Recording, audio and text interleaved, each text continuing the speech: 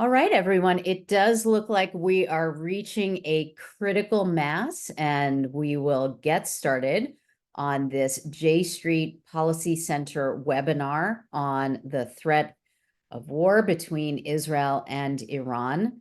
I'm pleased as Deborah Shushan, the Director of Policy at J Street, the Director of the J Street Policy Center, to be able to welcome you to be with all of us today on this all too important and timely topic. I will be introducing our speakers in just a moment, but I do want to mention that a recording of our discussion is going to be available later today on our YouTube channel for you to rewatch and share.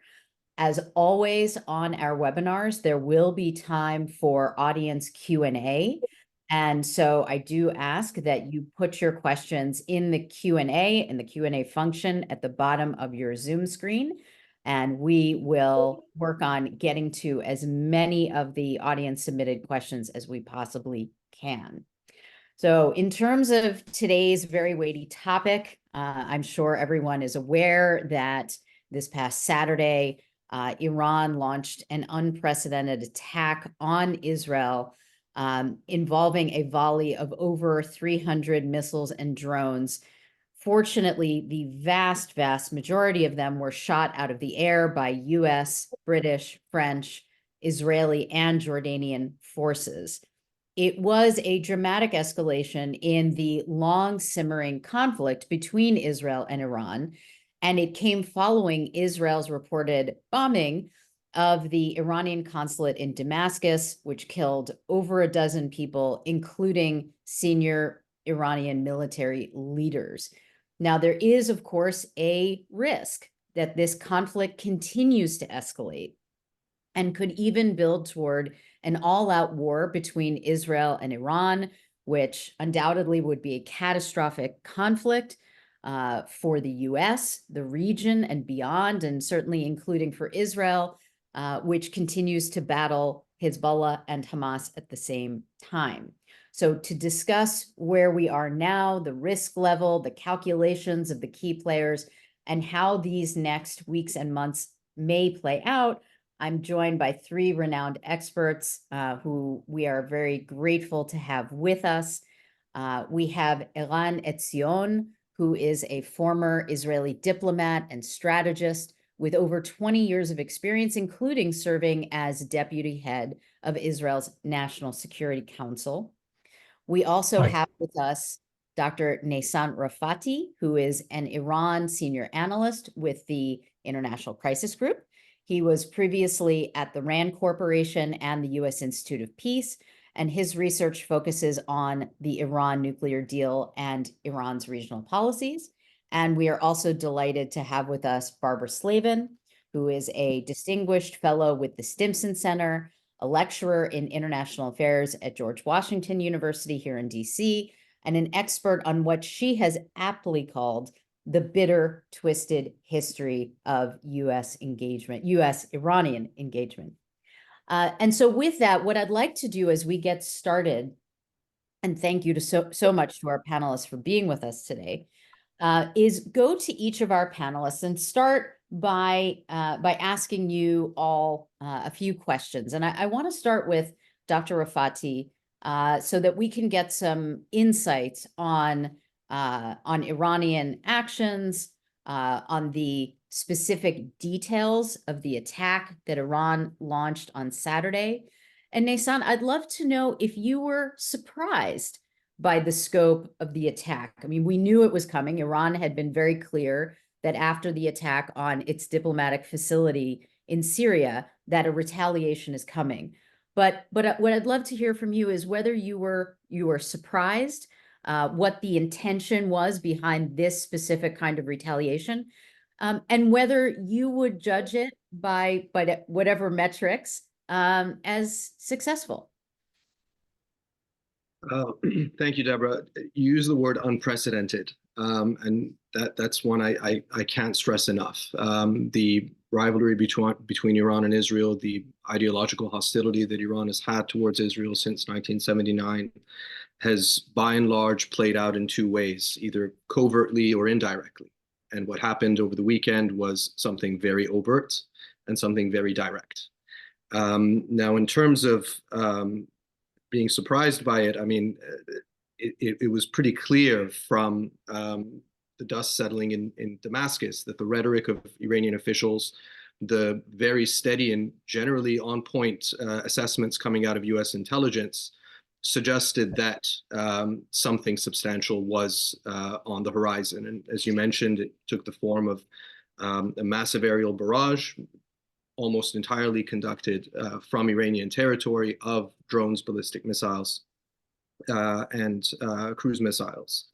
And in terms of the intent, I think that for the Iranians, this didn't start in Damascus, and there was a buildup of internal pressure within the system over a couple of years, where they had, by and large, responded to, they had built up a network surrounding Israel. And whenever Israel would retaliate, either by conducting the War Between the Wars campaign against Iranian assets and personnel, whether it was through covert operations against the nuclear program, it was essentially redoubling down on those kind of activities and not pursuing a direct overt retaliation. And that policy, which they call, strategic patience, was kind of fraying, and a lot of people within the system in Iran were saying that this is not enough. It doesn't deter the Israelis. There, even prior to Damascus, there had been a number of reported targeting of IRGC personnel in Syria since late December, and so it seems as though the combination of what they see as an escalation in the seniority of the personnel targeted. I mean, the Quds Force commander who was killed in Damascus was a fairly senior guy in the IRGC overseeing its Lebanon and Syria operations. The location, which they've talked about a lot as being a consular facility, and then the intent being, in their view, to change the equation with this unprecedented attack. And in their objective, and you asked the question of, was it successful? I think that depends on what happens next. If the objective is to deter, and Israel does not respond in a kinetic manner, then the Iranians will have come to the conclusion that it was successful. Now, in terms of the performance, as you mentioned, militarily, it was not particularly successful, thankfully. The initial IDF estimate, which has been revised, I think, a little bit, is that all of the drones were intercepted outside Israeli territory. A handful of ballistic missiles made it into Israeli territory. There was minor damage at a military base in the Negev. And the Iranians would say, that's fine. We pulled our punches. That's how they would reflect it, that this had been essentially telegraphed. The US, Israeli, and allied forces had about 12 days to get a defensive net that was fairly successful in intercepting almost all of these incoming assets. But for them, I think it comes down to what's next. Certainly, a psychological barrier has been broken in their willingness to act so provocatively against Israel, but it's a very, very high stakes gamble, and it's at this point not at all clear if it pays off. Thank you so much for that, Naysan. That certainly gives us some food for thought, and I think a basis with which to start this conversation. Let me turn then to you, Eran, and a lot of questions for you. But let me start with a couple of things. One, let's start with the Israeli attack on the diplomatic facility in Syria, the Iranian diplomatic facility in Syria. There is recent reporting on this in the New York Times, which indicated that Israel did not think that this would lead to a major reaction from Iran, which very clearly it did. And so any insight you could provide on that action by Israel. Also, the New York Times was reporting that the Israeli government did not actually provide notification of the attack to the United States until just moments before, which is pretty significant. And so if you could kind of shed some light on that. And on the other hand, so if you could talk about that, the other thing is talk about reaction in Israel to Iran's unprecedented attack on Saturday, the reaction, and what people are saying about what Israel should or shouldn't do next. So to you, Ed. All right. It's not fair. 2 questions, 5 minutes. Good evening, everyone. I'll start with the first question about the Israeli attack, which Israel, by the way, officially did not take responsibility for, but everybody, including, of course, the Iranians, the Americans, everyone assumes that it was Israel. And I believe what happened was a very unfortunate combination of 2 trends within the Israeli decision-making circle thinking, and they fall into essentially 2 categories, not unlike a lot of a lot of the decision-making that we have seen since October 7th. And this line is the line dividing between the professional echelons of decision-making, i.e.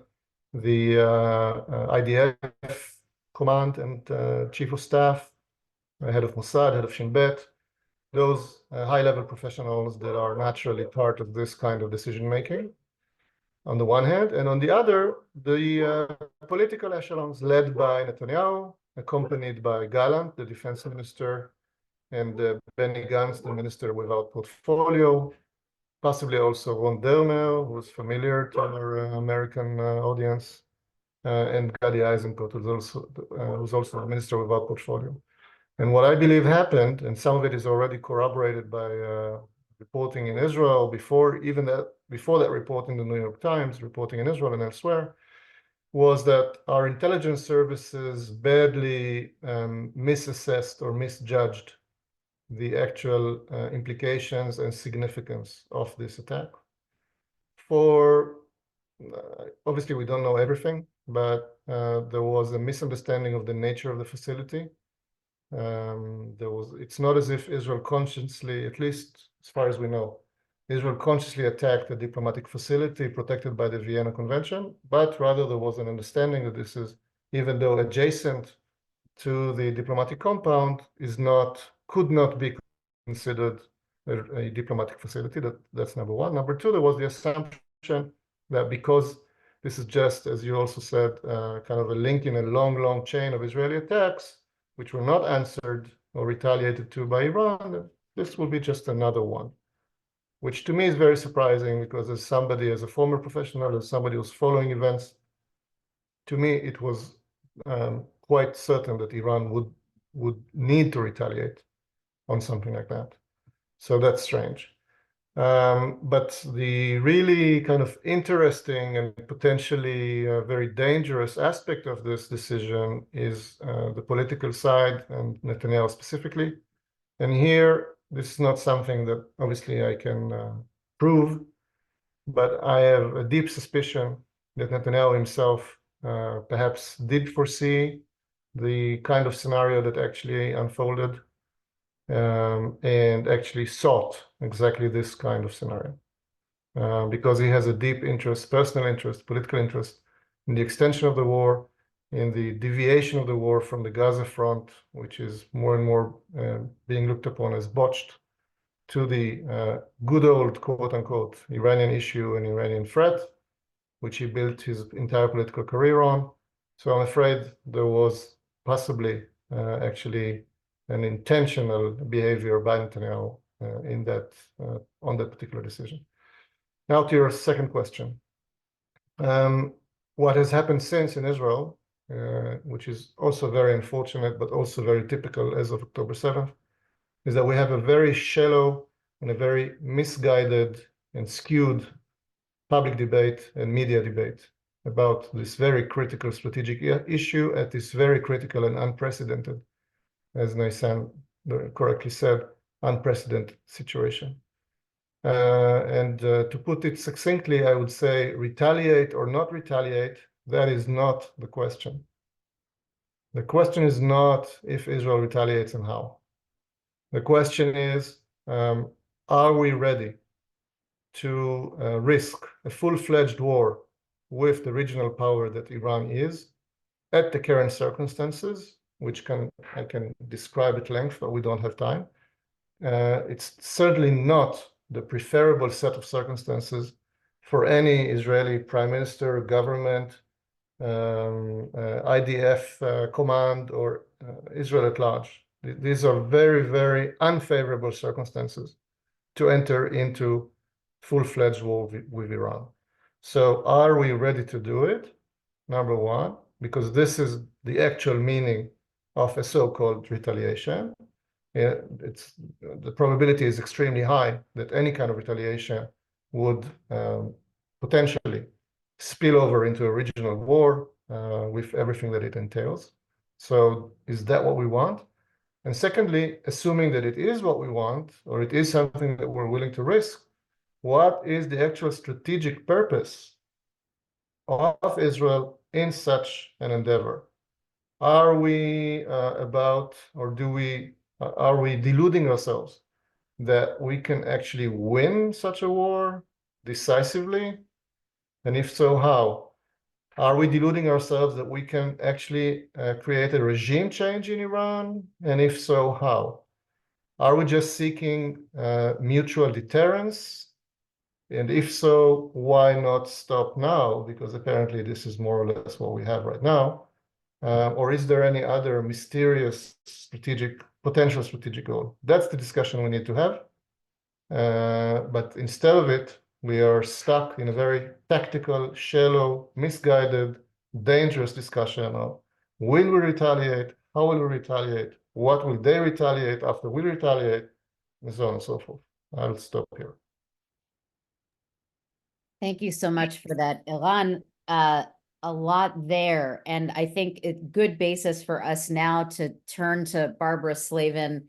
Barbara, with some tough questions for you. Let's start with this. Eran just told us that he thinks that any retaliation by Israel would lead to a regional war. You, of course, are a renowned expert on Iran. I would love to hear your thoughts on that, whether you agree with his assessment. And then as far as the US is concerned, the Biden administration is concerned, what options does the Biden administration have right now? Obviously, the way in which the United States came to Israel's defense, along with other partners, was really a spectacular display. But the Biden administration is clearly also very concerned about the possibility of a very significant regional escalation. So if you could talk a little bit about the options for the United States, that would be great. Thank you. Sure. And thank you very much. And thank you to J Street. It's always a pleasure to be with you, although I'm not sure pleasure is the right word after the last 6 months we've all been through. Regional war, again, a lot depends on how Israel responds, whether it goes for some apocalyptic dream. I've been hearing from some that this is the time to attack the Iranian nuclear program, for example. I mean, I hope not. I hope that Israel is restrained from that kind of direct attack. I think that the United States position has been quite clear that the US, yes, will come to Israel's defense when it is being attacked in the way that it was last weekend, but that it will not participate in an offensive operation against Iran, which means that these ideas about going for the Iranian nuclear program now, which frankly were always delusional, and certainly in the last few years as the Iranian program has advanced, that the United States would not participate in such an operation, in which case it would be, frankly, even more risky than it otherwise would be. We're seeing, other pressures, other reactions. The US just announced a slew of new sanctions. It for those of us who've been following this issue for years, frankly, it's hard to see what more the U.S. can sanction, but the U.S. and Europeans have announced some new sanctions on Iran's drone program, its steel and automotive industries. I think the U.S. is trying very hard to convince the Israelis that if they don't respond kinetically, they can actually get a much better response in terms of a unified West working against Iran in sanctions, perhaps increasing enforcement of the oil sanctions, which have been in place since the Trump administration left the Iran nuclear deal. So trying to convince the Israelis they can gain more from this, and also dangling once again the idea of, recognition from Saudi Arabia, which we can talk about. I think that's pretty far-fetched, but the idea that Israel now briefly has the world behind it in a way that it hasn't had since much of what's happened since October 7th, and that Israel should quote unquote take the win and not blow it. You had another question for me. I don't know if you want to get into it about the communication that the U.S. has had with Iran. Maybe I'll just bring that up now, because one of the aspects of this that has been so extraordinary is the way Iran indeed has telegraphed its intentions. And in that New York Times article, which you referenced, this popped out at me, that throughout the strike, Iran's foreign ministry and Revolutionary Guards kept open a hotline to Oman's government to pass messages back and forth with the United States. Quite extraordinary. And we at the Stimson Center ran a piece from an Iranian journalist who said that the Turkish foreign minister was also an important intermediary between the Iranians and the United States. So I think that if messages are continuing to be passed, this is a good thing, and perhaps this can be used in some way to try to diffuse the situation, but everything depends now on how Israel responds.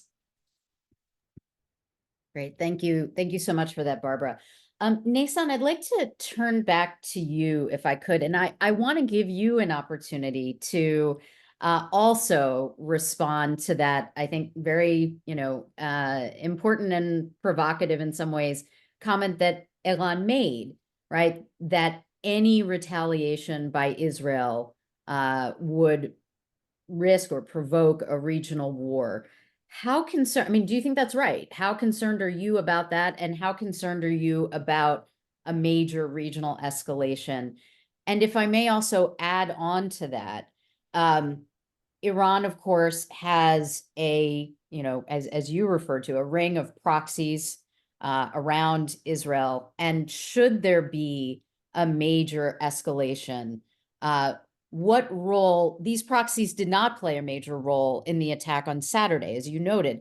What role do you think they might play in the future if the situation really escalates? So I start with the fundamental position of being concerned about everything all the time and being moderately satisfied if the worst doesn't come to pass. Unfortunately, I've had too many instances of that pessimism bearing out over the past several months. I think there's one way to respond to all of those kind of, I think, interlinked questions with one fundamental fact, that every side here has a lot of escalatory capacity in reserve right now. So over the past couple of days, you've seen the Iranians make the argument that, look, we pulled punches this time. As Barbara alluded to, there were channels available. They apparently have an inordinate amount of belief in U.S. and allied air defenses to throw 300 projectiles and hope that none of them would actually cause devastating damage. But the messaging has also been that, by way of follow-up, if there is a retaliation, the next retaliation will be even bigger. You've seen IRGC officials today say, if there's an attack on the nuclear program, we will respond on the nuclear front. And then you have those proxies. So in a sense, in this game of chicken, what the Iranians are, to a certain extent, doing right now is saying that, we're throwing the steering wheel out the window, and if you keep coming, then we'll just be driving ahead. Now, how much of that is bluster and bluff, and how much of that is reflective of a real tendency now to for the system to have come to a decision that there has to be more overt, more direct responses against perceived threats over and over again. I mean, it's not a fun fact, but it's now, this weekend's attack was the fourth time this year that Iran has conducted military operations in another country. It's the second time it's done that against a nuclear armed power. So this, suggests that within the system, those voices that at various points counseled for strategic patience and whatever kind of longer term play, that has been supplanted, it seems, by a much more aggressive, risk-prone calculus. And so clearly there's military capacity left in terms of firing additional salvos. Clearly there is nuclear capacity left if they make a decision to move towards weaponization. That comes with its own risks. Obviously, each of these do. And finally, we have the proxy card. Now, to a certain extent, that has been the bread and butter of Iran's Israel strategy over the past couple of decades, and that has also expanded over the past 6 months. Typically, I'm not going to put myself in Iran's position, but if I were an Israeli decision maker, I'd be looking to the north with Hezbollah. I'd be looking to the southwest with Hamas. I'd be looking to the west in terms of the West Bank, where we know that the Iranians have continued to send arms and personnel. Over the last 10, let's say 8 years, we've had the northeast in terms of Syria, and then two new actors that in the Iranian proxy networks tended to be focused on Iran's other adversaries, the US and Saudi Arabia. They have now, to a certain extent, also entered the fray post-October 7th, with the Iraqi militias lobbing off occasional projectiles at Israel, for the most part unsuccessfully, lobbing well over 100 projectiles at US bases in Syria and Iraq. That pattern has held in a relative lull since February. And then the Houthis, who since 2015, 2016, Iran has supported through arms, training, materiel, primarily to bog down Saudi Arabia. But since October, November, they have also entered the fray. And, so in terms of worst case scenarios of how badly can this go, it can go very badly for everyone, because I think Israel obviously has considerable escalatory capacity as well. If were the US to come in a supporting role, it obviously brings significant capacity to bear as well. This, I mean, Barbara mentioned this, but in Washington, the argument has been this was a pretty bad tit for tat round. Damascus and this weekend, moving up the escalatory ladder doesn't serve anyone's interests, doesn't serve Israel's interests in their view, it doesn't serve Iran's interests, and it certainly doesn't serve US interests. But again, ultimately comes down to how individuals calculate these things. I suppose that, from the Israeli point of view, the sanctions that Barbara mentioned are probably the bare minimum. But if you're sitting there saying, well, the Iranians have just crossed the red line, if we don't retaliate in kind, the pendulum in terms of deterrence has gone to them.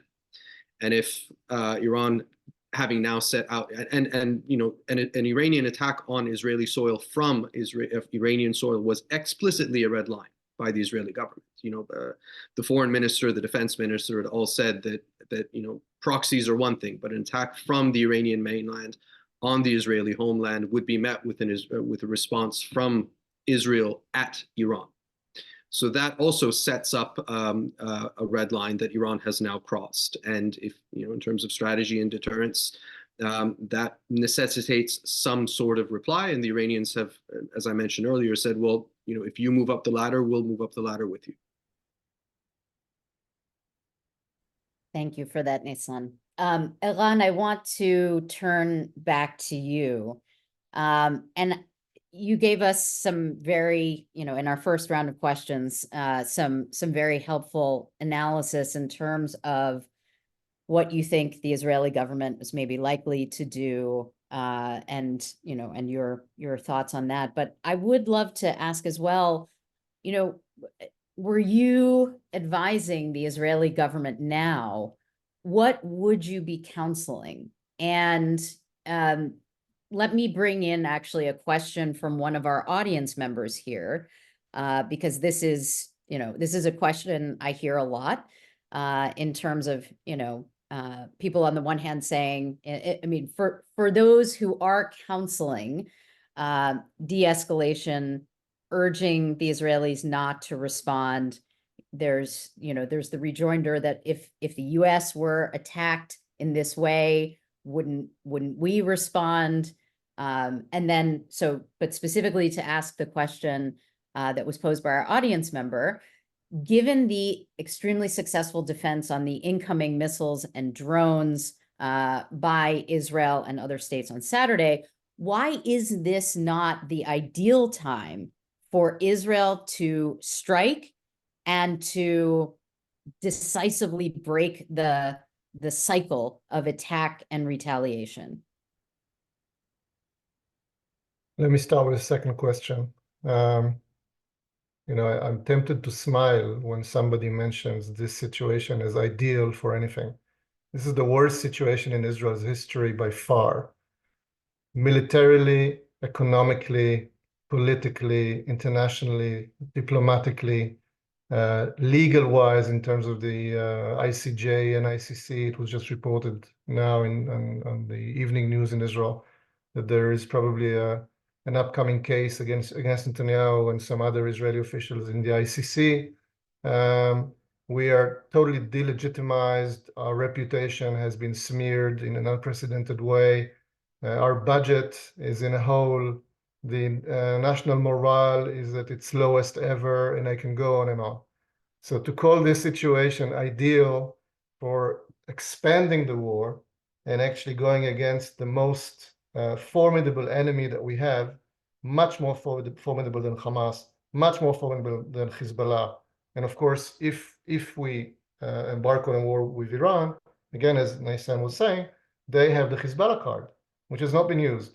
And if, God forbid, it'll be used, the consequences will be horrible. This is going to be... Wait, time out. Yeah. I have to ask you a question. Eran, what do you mean when you say that the Hezbollah card has not been used? It has not been used. It has not been used. What we've seen so far is a very low-intensity conflict between Israel and Hezbollah. And everybody is fully aware of that. Hezbollah hasn't used even 5% of its capabilities. It's true that Israel hasn't used more in terms of its capabilities vis-a-vis Hamas. But you can Google a third Lebanon war and maybe translate from the Hebrew. I'm not sure exactly what was published in English, but there are multiple detailed scenarios that were published, including by very serious experts, that describe in painful detail just how unfavorable this kind of war is from Israel's perspective. Yes, it's also unfavorable from Hezbollah's perspective, and that's why it hasn't happened so far. But if it does happen, this is not something that you want. So this is by the most non-ideal circumstances I can think of to launch an attack against Iran. Now, in terms of what I would have counseled, as I said before, every junior strategist or senior strategist will tell you, in a situation like this, it's not about the tools and the ways and means that you have in your disposal and how exactly you choose, how and when do you choose to deploy them. It's about your strategic goal, what it is that you're actually trying to achieve. And as I said before, Israel is not in a position to win decisively over Iran. We don't have time to explain, but again, you can Google it. Iran is the 14th military power in the world. Israel is 17th. This is not exact science, but again, this is under normal circumstances. And this is not counting Hezbollah, and this is not counting other proxies that were mentioned here. the strategic depth that Iran holds, both geographically, culturally, economically, and in terms of the domestic arena. That's the unfortunate advantage of totalitarian regimes. They have endured a lot in the last decades in terms of sanctions and so on. They have endured, for example, an 8-year-long war with Iraq with 1 million casualties. This is not the kind of strategic depth that Israel has, and these are not scenarios that Israel wants to go into. To put it simply, if such a war starts, Israel will not be in a position to finish it in the way it wants, if it is seeking decisive victory. If it is seeking a regime change, again, a lot of people, Barbara can attest to that, a lot of people in the States over the last 2 decades have entertained this kind of project, and most of them withdrew from it. Some Israelis were also in this game, and they also withdrew from it. To put it simply, it's not in the cards. It's not in our capability. It's not even in the US capability. So the best one can hope for is some sort of an exchange of strikes of multiple kinds. And then somebody will have to intervene. This somebody will be the US and Russia and probably China. Will have to intervene in order to put an end to this. And that's assuming that the US will not be drawn in either because of domestic political considerations in the US or because Iran will actually choose to draw the US in for its own purposes. Iran doesn't look at Israel as its peer, as its actual competitor or rival. It looks at the US as its competitor and rival. So it's a much, much, much more complicated equation here. It's not about only Israel and Iran. It's not about can we or can we not retaliate and in what fashion.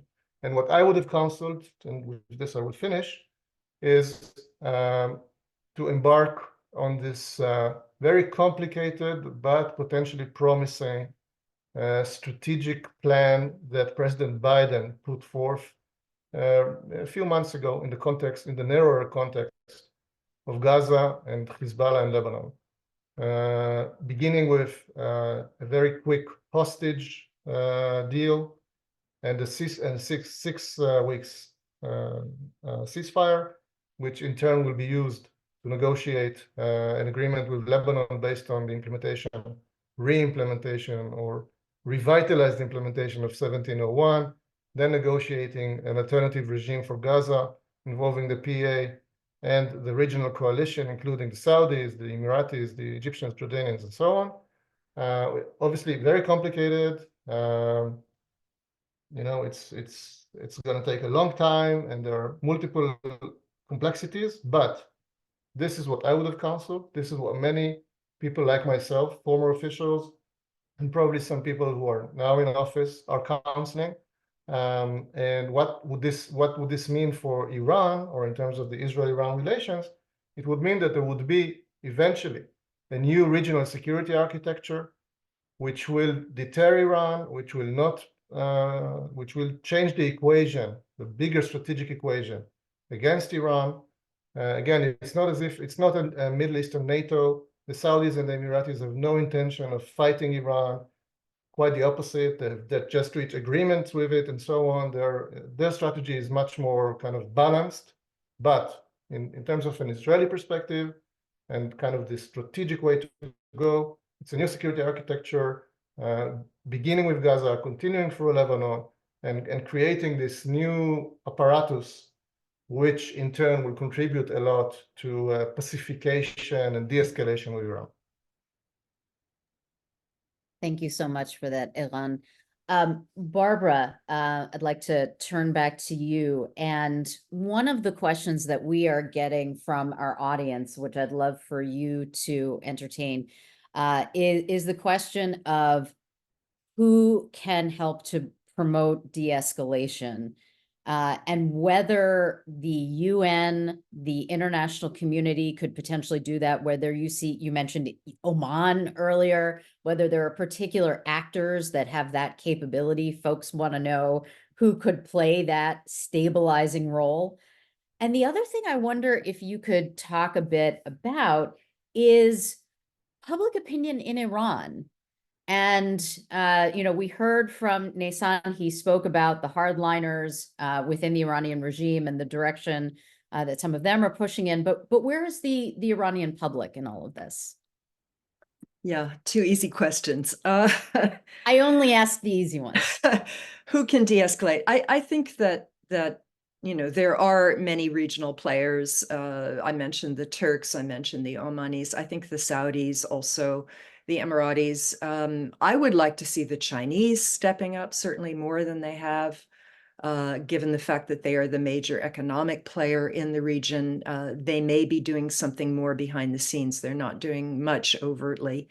But I think the United States, I think the Biden administration has the primary role in essentially, embracing Israel and holding it back at the same time from doing something that would unleash a wider war and that Israel would come to regret. I very much agree with what Ambassador Etzion had to say about these issues. I think it would be a total disaster. This is not the ideal time to widen the war.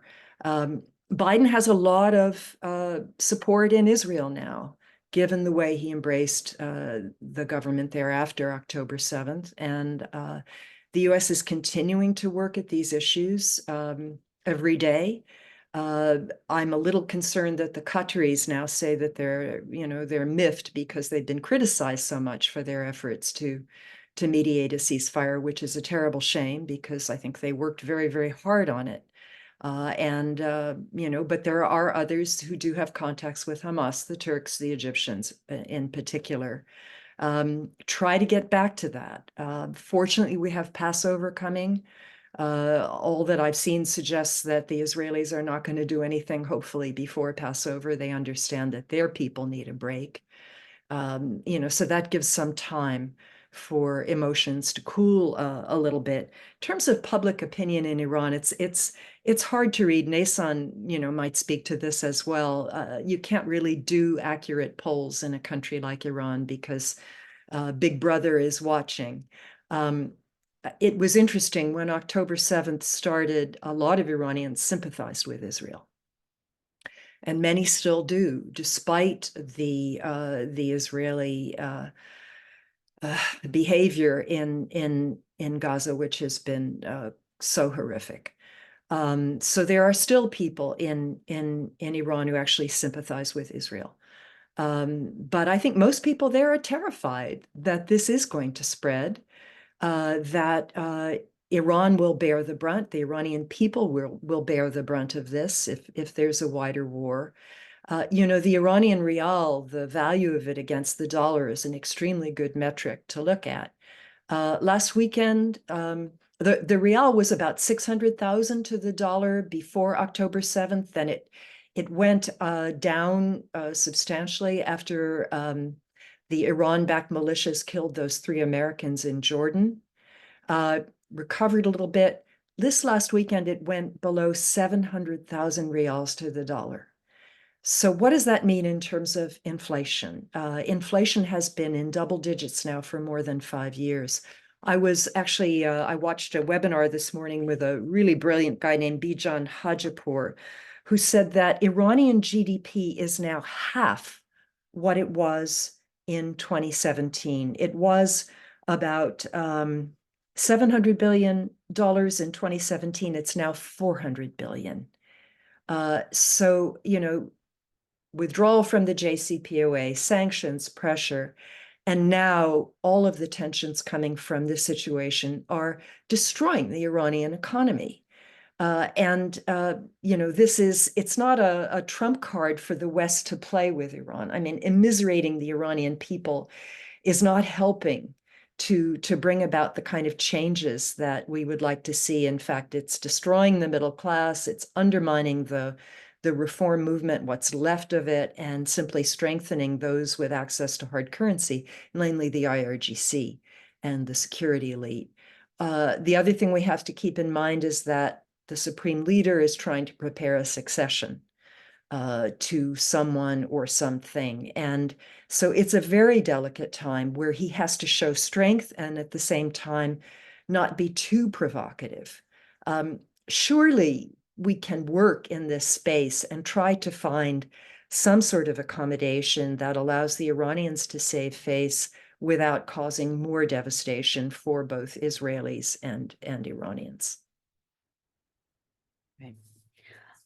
Thank you. Thank you so much for that, Barbara.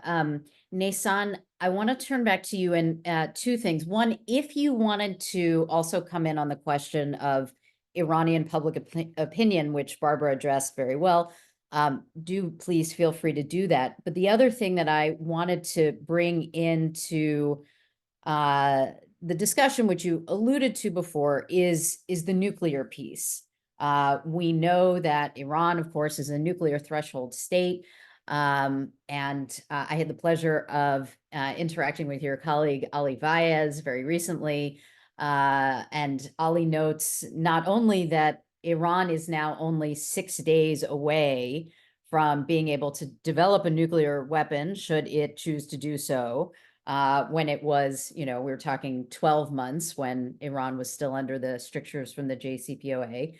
But that is, in this situation, and Ali has specifically warned that he's concerned that Iran may have the impetus to take that step.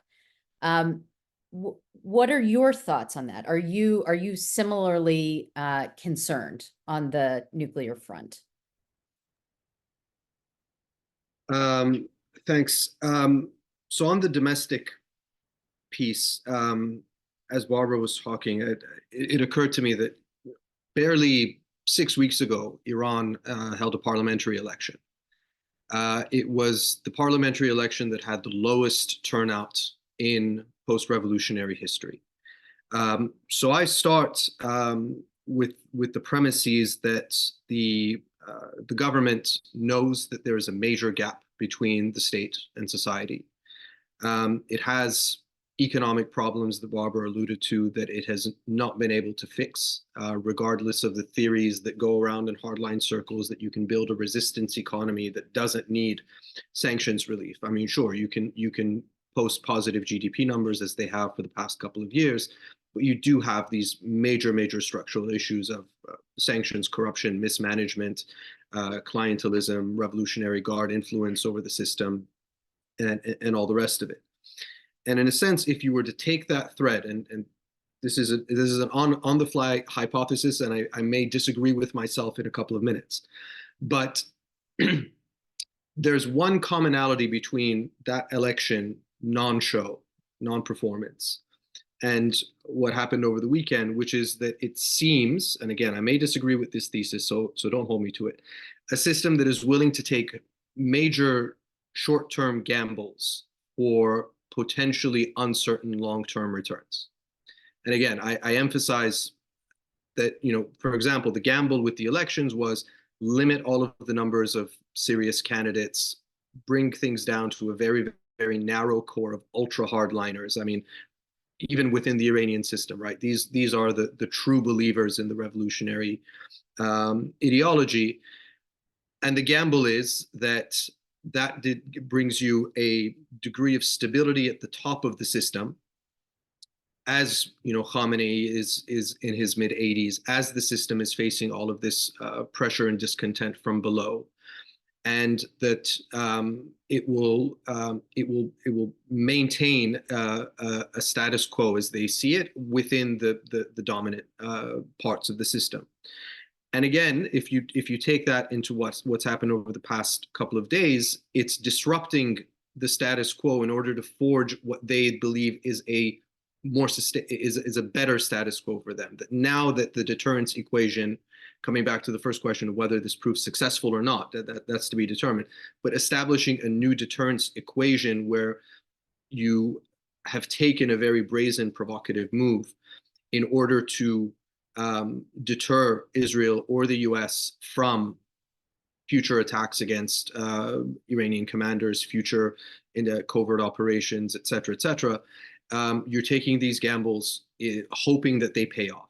Again, on the domestic front, it may not pay off. We've seen recurrent rounds of protests in 2017, 18, 19, 22 through early 23. I mean, this is not a long-term sustainable prospect.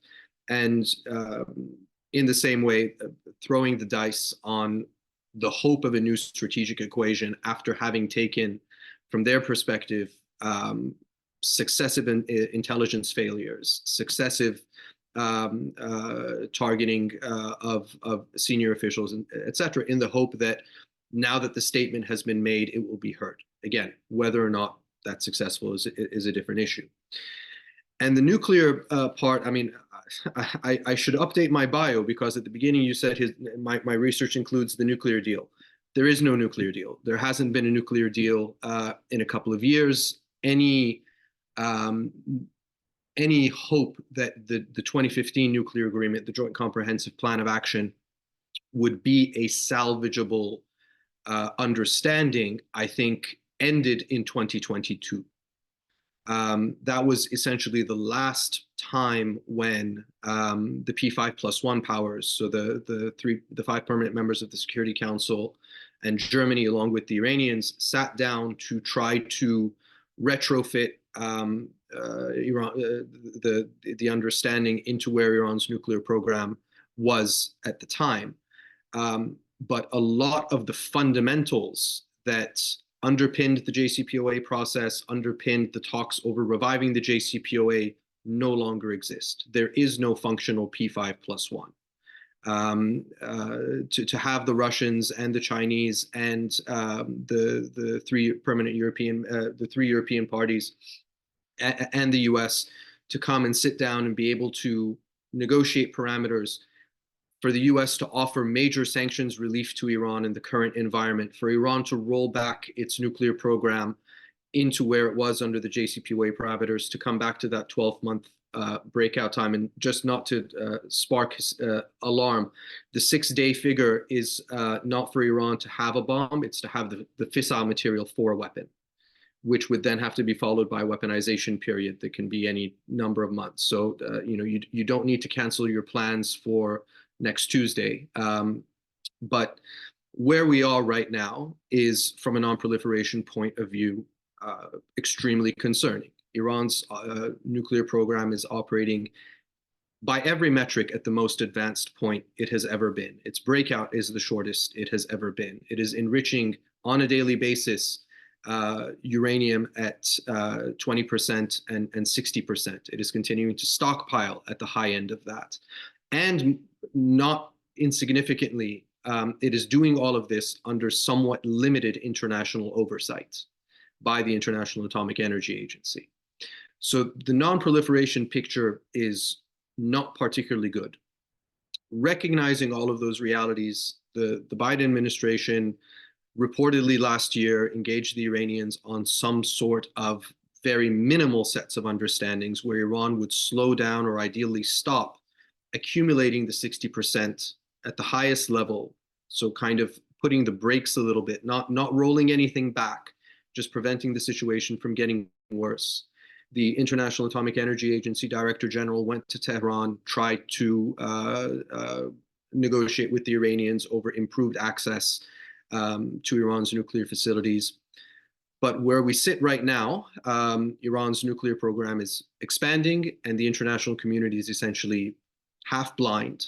And as far as I can tell, there's very little in terms of big picture thinking, in terms of a diplomatic arrangement that would not only stop the continued growth, but actually roll back Iran from the threshold it presently is at.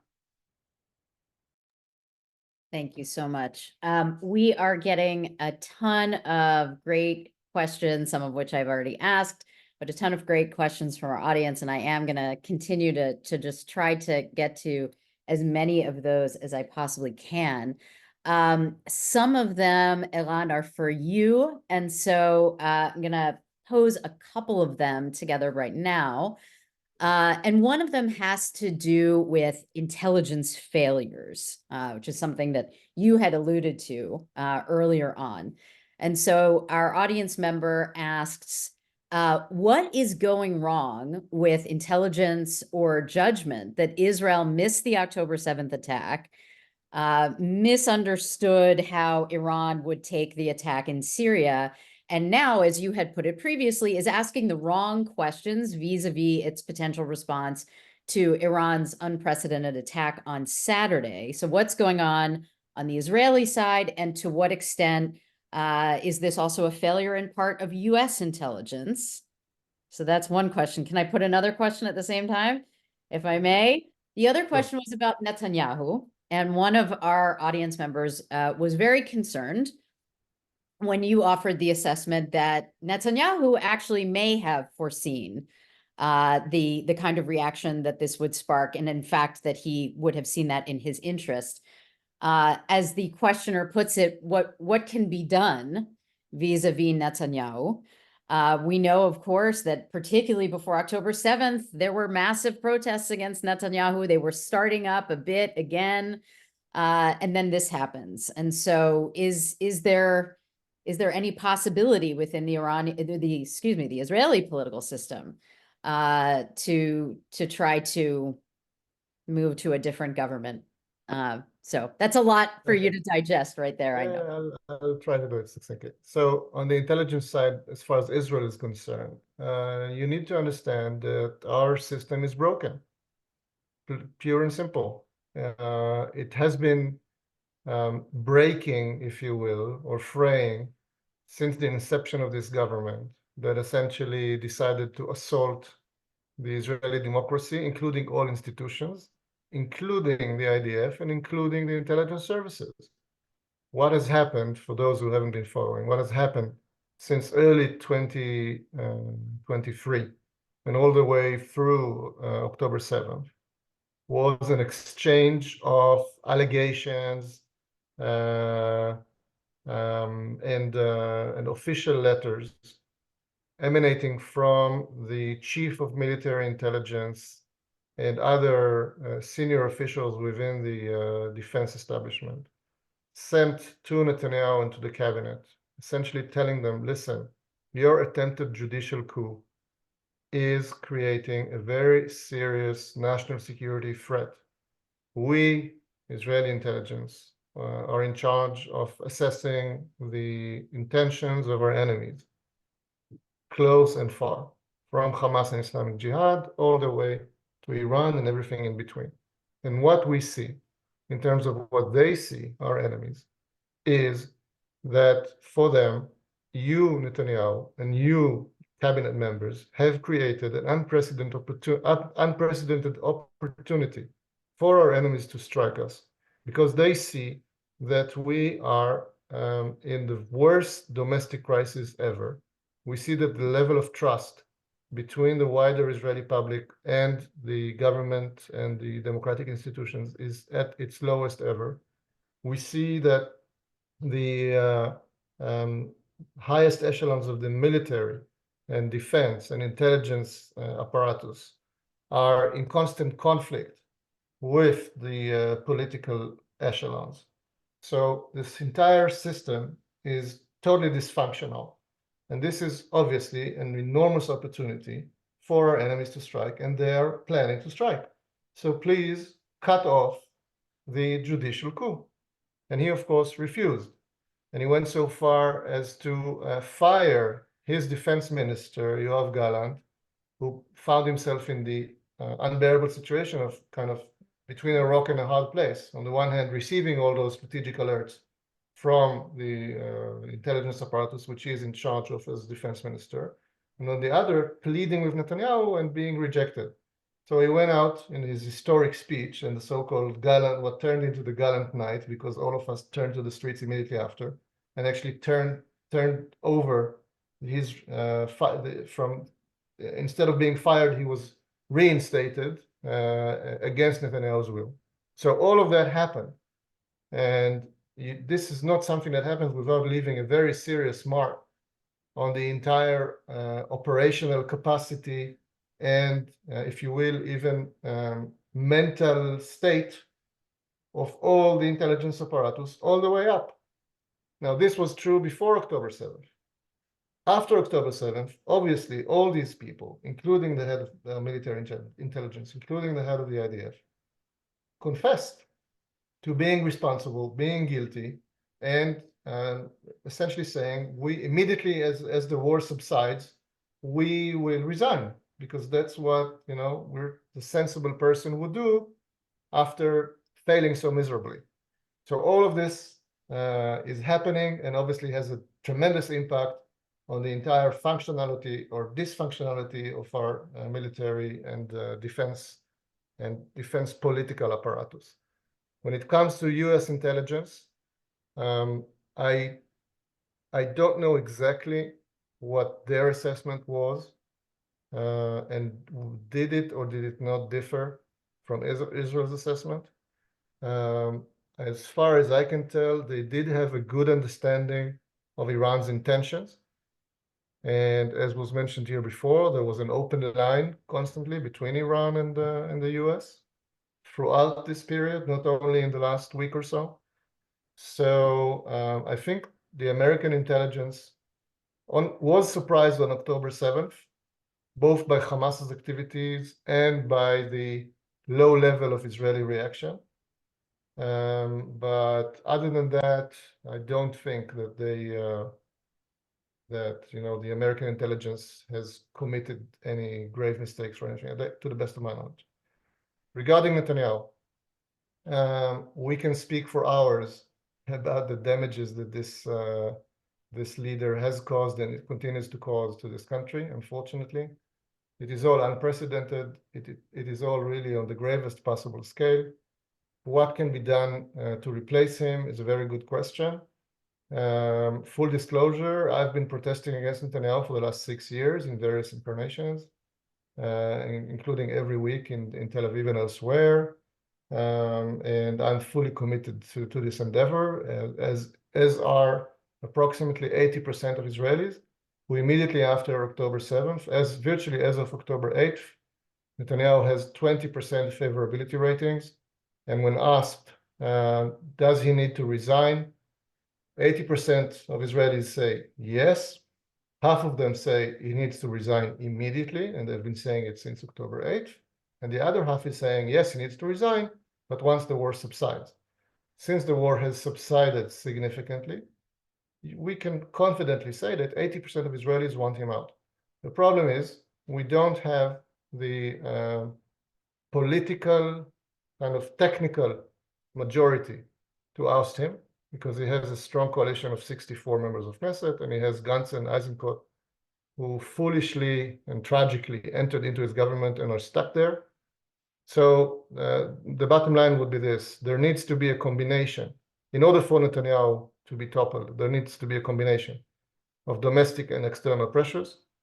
Domestic pressures by the vast majority of Israelis who want him out, and by hopefully some good conscious politicians that will do the right thing, finally, belatedly, and externally by the Americans, by other friends of Israel, who will realize that they need also to contribute to a shift in Israel's policy, which is not possible as long as Netanyahu clings to power.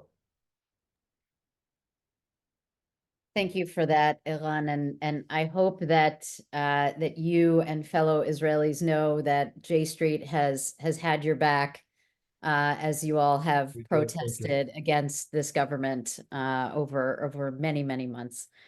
And so there are really two big questions left, and we have about 10 minutes left in our time together. And so what I'd like to do is pose these two rather big questions and just go through and give each of you a chance to respond to these questions and offer any concluding thoughts that you might like to offer. Okay, so two big questions to conclude us with. One has to do with regional support for Israel during this attack on Saturday and the implications of that, right?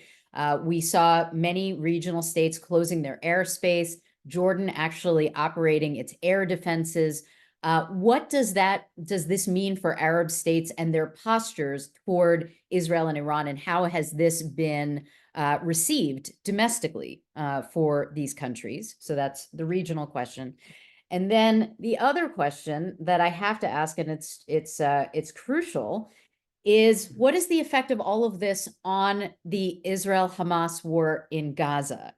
The potential, this escalation that's happened and the potential for further escalation. And I'll note here that we have had audience members who have indicated that they're concerned about reports that the US may now allow Israel to take action in Rafah if Israel doesn't retaliate against Iran. And so those are the two things, right? The regional component, the war in Gaza. And so for last comments, who would like to jump in and go first? Barbara, you've got it. Yeah, thanks. I wanted to talk about the regional aspect. There has been this notion of the Abraham Accords that the Biden administration picked up and has run with. And I think that even though, yes, the Jordanians certainly stepped up to the plate, the Saudis and the Emiratis are busy denying that they did anything to help Israel over the weekend. I think they're countervailing effects here. On the one hand, Saudi Arabia and the Emirates would love to have the kind of support that Israel had over the weekend against Iran. But they know realistically that that's not going to happen. I mean, what happened with Israel and the United States is something that's been 75 years in the making. And as long as Joe Biden is president, the United States will defend Israel against attacks. We can't speak to the future. That's the situation now. I've always felt that this business about Saudi Arabia has basically been what I call Israel washing, that the Saudis were desperate to come out from under after they murdered Jamal Khashoggi, after the horrible things they did in Yemen. And they have been dangling this in front of the nose of the United States and the Israelis for years. At the same time, they have a sort of détente with the Iranians, and they're deepening their relationship with China.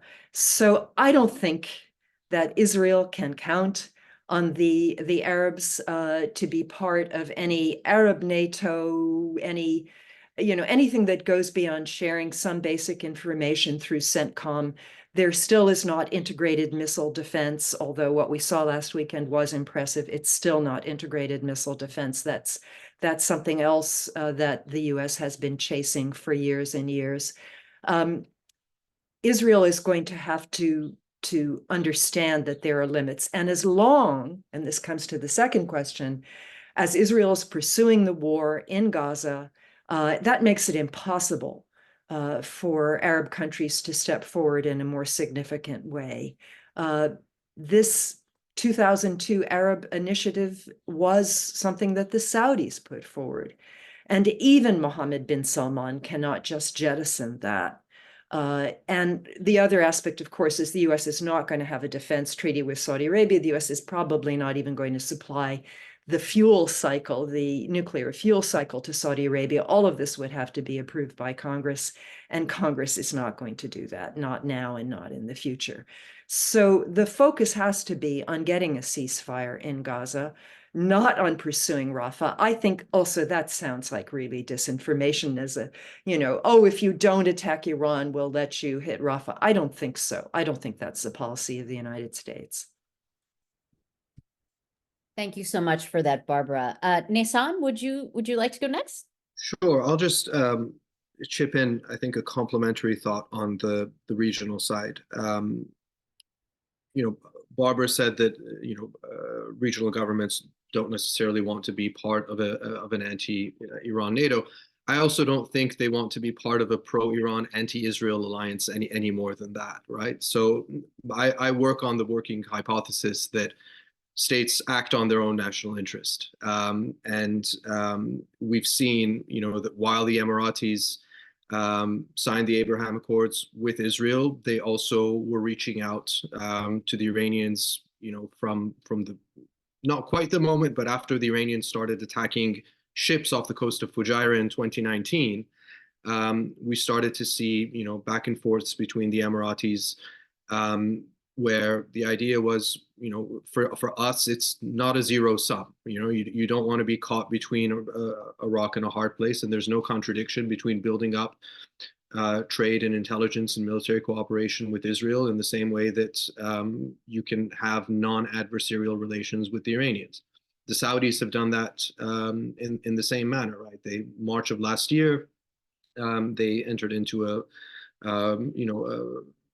reversing the break in ties that they had, and that's in no contradiction to trying to pursue some kind of agreement involving the U.S. and Israel in some capacity down the line. And you look at the Omanis, the Qataris, for I think a lot of regional actors, it comes down to, this is a rough neighborhood. We would ideally like, and you can see this from the GCC messaging as well over the past few days. A lot of these governments, have their own threat perception of Iran. Do not, whether it's the Saudis and the Houthis, whether it's concern over Iraqi militias, etc. But the priority, I think, comes down to securing your own position. If that means keeping channels available with both sides, and in some cases acting, in the Jordanian case to help defend Israel, but at the same time saying that, by the way, what's happening in Gaza isn't right either. I think that that's a position that makes a lot of sense from where they sit. Thank you for that, Naysan. Eran, your final thoughts. Yes, on the regional issue, obviously this is one considerable piece of good news amongst everything else that's going on that is anything but good. The fact that there was kind of a proof of concept of a military coalition by the US, Israel, Britain, France, Jordan, and a number of other Arab countries who shall remain anonymous, is very encouraging from an Israeli standpoint, I would argue even from a regional standpoint.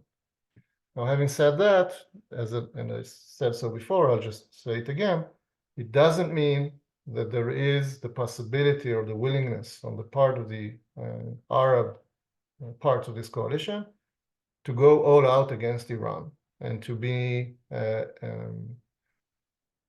overtly considered part of a so-called Middle Eastern NATO working against Iran. That's not going to happen. But deeds speak louder than words. And the fact that what happened actually happened is enormously significant, and I'm sure Iran has taken note, as has everybody else in the region. So that's good news, and I'll connect that to the Gaza situation, and I'll say, as I said before, that I believe, as many others believe, and as apparently the American administration believes, that the key to a successful end state, or at least towards an end state in Gaza, is a regional coalition, working with Israel, with the PA, on replacing the Hamas government with a different government, non-terroristic Palestinian-centered government with significant assistance from regional powers and from the US, and hopefully even from Israel. So that is one positive influencing factor on the situation in Gaza. On the less positive influences of all of this on Gaza, obviously, the entire Gaza situation has now been marginalized. As long as there is the potential for an Israeli-Iranian or regional conflict, then Gaza is sidelined. Secondly, Hamas has been given more time to recuperate, to rebuild its forces, to regain control of some areas in Gaza and so on, and to create the image of victory, which is very dangerous. Obviously, the hostages continue to die, and the prospects for a deal have diminished. I believe there is still a possibility, but again, everything that's going on is not contributing to that situation at all. And I also suspect that Iran, by involving itself directly in the way that it has, it, quote unquote, bought itself a more significant role around the table for the future of Gaza and the future of the region. I'll stop here. Well, I want to thank you all so much. As I said, this really could not be a more important, weighty, timely topic. And you all have given us quite a lot to chew on and think about. And I would definitely encourage our viewers, to whom I'm very grateful to them for spending time with us today, to make sure to check our YouTube channel later on today, and you'll be able to find this webinar there, and encourage you to share it with friends and family who may be interested in watching as well. And with that, I'll bring this webinar to a close, and of course, give a hearty thanks to each of our panelists, to you, Barbara, Eran, and Naysan. Thank you so much for sharing your time and expertise. Thank you for having me. Thank you. Good day, everybody. Thanks.